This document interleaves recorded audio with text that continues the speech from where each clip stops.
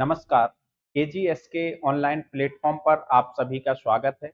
आज हम एक बहुत महत्वपूर्ण विषय पर चर्चा करने वाले हैं और हमारा विषय है कि असिस्टेंट प्रोफेसर बनने की प्रक्रिया, यानी असिस्टेंट प्रोफेसर बना कैसे जाता है, असिस्टेंट प्रोफेसर होता क्या है।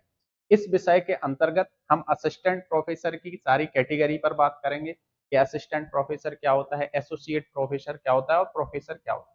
किस राज्य में असिस्टेंट प्रोफेसर के लिए कौन सी परीक्षा की जाती है, सेंट्रल यूनिवर्सिटी में असिस्टेंट प्रोफेसर के लिए क्या योग्यता है और किस प्रकार से वहां पर बना जाता है, जबकि स्टेट यूनिवर्सिटी में क्या है, और अगर कोई आयोग असिस्टेंट प्रोफेसर के लिए वैकेंसी निकालता है तो उसके लिए क्या योग्यता हमारे पास होना चाहिए। हम इन सारे पक्षों पर बात करें तो सबसे पहले मैं बात करूंगा कि असिस्टेंट प्रोफेसर जो होता है यह ग्रेजुएशन एवं पोस्ट ग्रेजुएशन के बच्चों को पढ़ाने का काम करते हैं। यह यूनिवर्सिटी में होते हैं और एडेड कॉलेज में ये होते हैं। असिस्टेंट प्रोफेसर को हम देखते हैं कि कई बार है कि कॉन्ट्रेक्चुअल बेस भी हम टीचर को रखते हैं या यूनिवर्सिटियां रखती हैं या कोई कॉलेज रखते हैं। कुछ असिस्टेंट प्रोफेसर गेस्ट के रूप में होते हैं और कुछ असिस्टेंट प्रोफेसर परमानेंट होते हैं जिन्हें भारत सरकार के द्वारा या जो कॉन्ट्रैक्ट बेस्ड होते हैं उनको भी भारत सरकार या राज्य सरकार द्वारा वित्त दिया जाता है। तो तीन प्रकार के असिस्टेंट प्रोफेसर होते हैं। एक तो संविदा के आधार पर होते हैं, कॉन्ट्रैक्ट के आधार पर होते हैं, कुछ समय के लिए होते हैं, और एक जो है वो आपके गेस्ट फैकल्टी के रूप में आते हैं, और एक जो है वो परमानेंट असिस्टेंट प्रोफेसर होते हैं। लेकिन असिस्टेंट प्रोफेसर बनने की जो प्रक्रिया होती है उसमें हम सबसे पहले देखेंगे कि आप जिस भी विषय में असिस्टेंट प्रोफेसर बनना चाहते हैं आपको उस विषय में परा स्नातक यानी पोस्ट ग्रेजुएट आप होना चाहिए, आपके पास पीजी होना चाहिए, और वो भी पीजी कितने प्रतिशत अंकों के साथ, 55% अंकों के साथ आप पीजी हो, यानी आपने पोस्ट ग्रेजुएशन किया हो। मान के चलो कि मैं सोशियोलॉजी पढ़ाता हूँ या सोशियोलॉजी का प्रोफेसर बनना चाहता हूं तो मुझे सोशियोलॉजी विषय से एमए करना पड़ेगा और उस एमए में हमें 55% अंक लाना पड़ेंगे।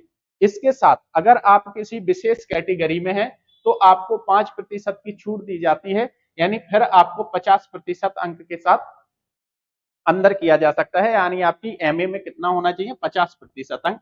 अगर आप सामान्य कैटेगरी के हैं तो आपको 55% अंक आपको लाना पड़ेंगे।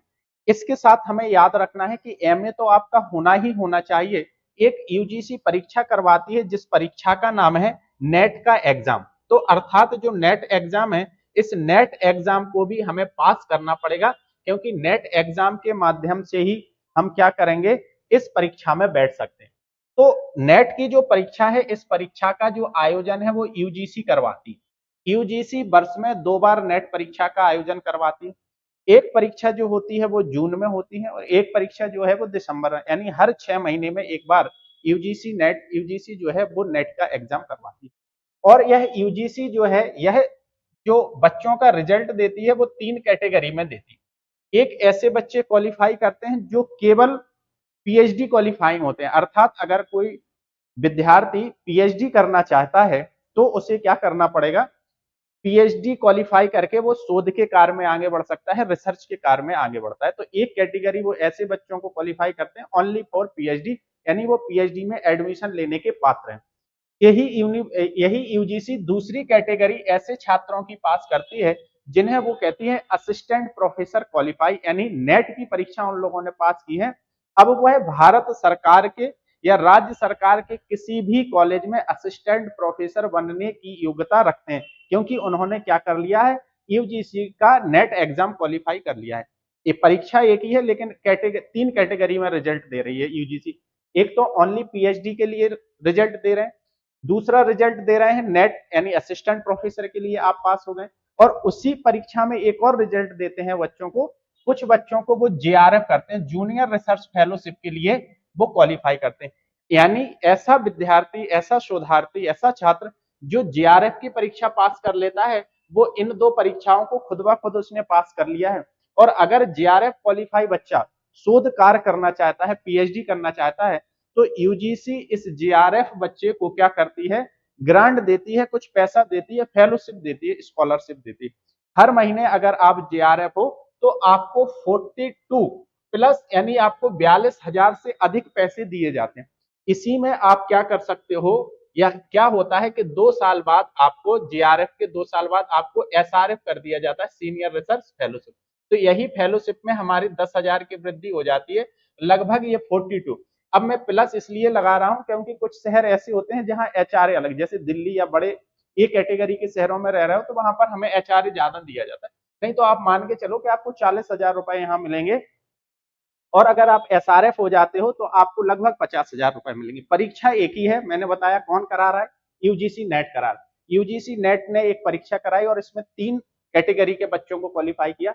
एक बच्चे ऐसे हैं जो केवल पीएचडी के लिए क्वालिफाई हो रहे हैं, यानी वो पीएचडी में एडमिशन ले सकते हैं। दूसरी कैटेगरी ऐसी है कि उन्होंने नेट क्वालिफाई कर दिया, यानी उन्होंने नेशनल एलिजिबिलिटी टेस्ट क्वालिफाई कर लिया। अब वह असिस्टेंट प्रोफेसर बनने के लिए तैयार हैं या अपनी योग्यता रखते हैं, पात्रता रखते हैं भारत के किसी भी राज्य में या किसी भी यूनिवर्सिटी में। और अगर वही बच्चा, इसी परीक्षा में बैठने वाला बच्चा जेआरएफ हो जाता है और वह शोध का कार्य करता है, रिसर्च के क्षेत्र में जाता है, तो उसे यूजीसी 5 साल तक, कितने साल तक, 5 साल तक 42,000 रुपए अगले 2 साल और आने वाले 3 साल के लिए वो कितना, एसआरएफ के रूप में 50,000 से प्लस पैसे वो देती है। इसमें ये ग्रांट इसलिए दिया जाता है ताकि आप अपनी शोध को अच्छी तरीके से आगे बढ़ा पाओ और एक किसी भी विषय पर सूक्ष्म, समग्र और गहनता से कोई भी अध्ययन करो। तो मैंने बताया कि यूजीसी असिस्टेंट प्रोफेसर के लिए पहली योग्यता हमारे पास क्या है कि आपको उससे संबंधित विषय में आपके पास पीजी होना चाहिए। दूसरा है पीजी, वो भी 55% अंकों के साथ, विशेष कैटेगरी में हो तो 5% का छूट मिल जाता है। उसके बाद हमें क्या है, यूजीसी द्वारा जो परीक्षा को कंडक्ट कराया जाता है, जो परीक्षा ली जाती है, उसमें हमें नेट क्वालिफाई होना चाहिए। तो दो, अब नेट क्वालिफाई महत्वपूर्ण परीक्षा है, तो इसमें थोड़ा सा हम और समझ लेते हैं कि इस परीक्षा के लिए आवश्यक है कि आपको क्या करना है। अगर आप इस परीक्षा को क्वालिफाई करना चाहते हो तो नेट की परीक्षा के लिए आपको एग्जाम के लिए 2 पेपर देना पड़ेंगे, और 2 पेपर यानी पेपर फर्स्ट में teaching aptitude and research aptitude पूछा जाता है, और जो दूसरा पेपर होता है ये आपका सब्जेक्ट से संबंधित होता है, इसको कहते हैं पेपर सेकंड। फर्स्ट पेपर में आपके 50 प्रश्न पूछे जाते हैं और यहाँ पर आपके 100 प्रश्न पूछे जाते हैं और हमें 3 घंटे दिए जाते हैं, ऑनलाइन परीक्षा होती है। अगर आप इस परीक्षा को क्वालिफाई करना चाहते हो, इस परीक्षा में बैठना चाहते हो, तो केजीएस के प्लेटफॉर्म पर एक बैच चल रहा है जिसे हम लोगों ने नाम दिया है योग्यता फाउंडेशन बैच, दिसंबर 2025। अगर आप हमारे इस बैच से जुड़ते हो इन दोनों पेपरों की तैयारी करने के लिए, तो आपको मात्र 1499 रुपए में दोनों पेपर की तैयारी करवा दी जाएगी।